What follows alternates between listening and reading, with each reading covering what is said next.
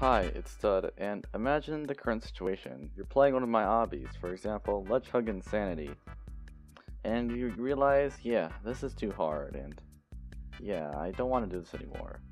So you just leave the hobby and realize, well, my progress didn't save, so I have to do the entire thing again. Well, I made a thing which allows you to save your progress. So as you can see, right next to the checkpoint, there is this little gray box. If you click on that, you'll get this color combination. In this case, it's red, teal, purple, light green. Now there's only one of these codes, and you can share it around, and that's kind of one of the only bad things about this. But if you input this code, red, teal, light green, it teleports you to that stage.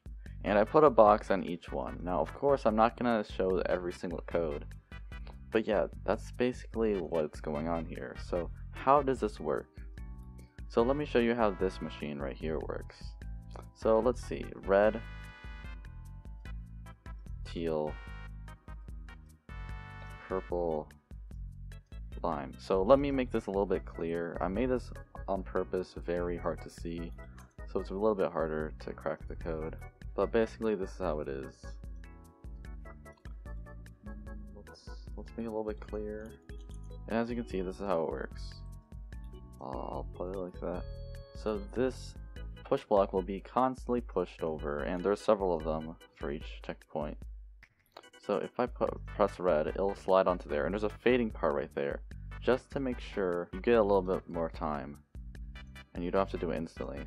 And if you do it in the right order, it just works. Now, of course, you might think, oh, you can just spam a bunch of buttons and you might get a random one. Well, I tested this with an auto clicker. An auto clicker which clicks around 1,000 to 500 times a second. And I did not get a code at any point. So let me just spam. And yeah, remember there's 4 of them. So let me show you another code in this thing. There, I got to this stage right here. Now this is a pretty neat system. So how does it work? So first you have to put a button next to the stage you want it. Now I suggest not putting on every single stage like I showed here. Like put it like, if you're doing this on a difficulty chart for example, put it on each difficulty chain. Like from Kata, on the first stage of Kata, the first stage of Remorseless, and so on and so forth. So I linked this to this teleporter pad. Now this teleporter pad goes all the way over here to this box right here. Now this box has the color combination as I said earlier. So for example, it's red, teal, and green. Now you press back and then you get back to where you started and you can memorize that. Now one of the bad things about this is that it's really hard to memorize. Like for example, it's better to memorize the position of the color rather than the color itself. That's how I memorized it. And yeah, this is a pretty cool system. So you're probably saying, oh, you could probably just randomly guess it. And as I said earlier, I tested with a macro, but if you want it the exact odds, the chances of you getting a random, accidentally getting a code is around 1 in 100 million. A little less than Dream's luck, but in other terms, it's generally not going to happen. So yeah, this is a pretty neat system. Now sometimes it won't work, like if you click a little bit slow, it might not work. If you click really fast, I've heard, it won't work either. So if I click really fast, as you can see, oh, it did work. Maybe this thing is a little less flawed than I thought it was.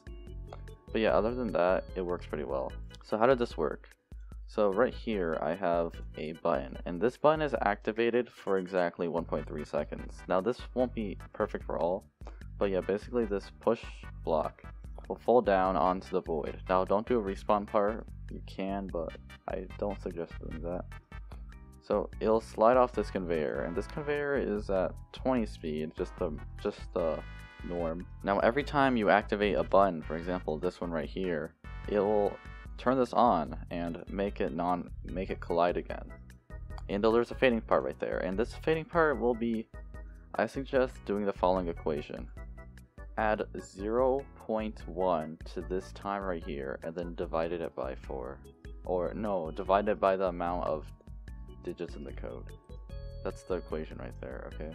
So for example, if you have 3, if you have 3 for each combination, and then the button is activated for 0.6 seconds. Now, the shorter you make it, the faster the person has to click all the buttons, which isn't very suggested, but you can do that, for example.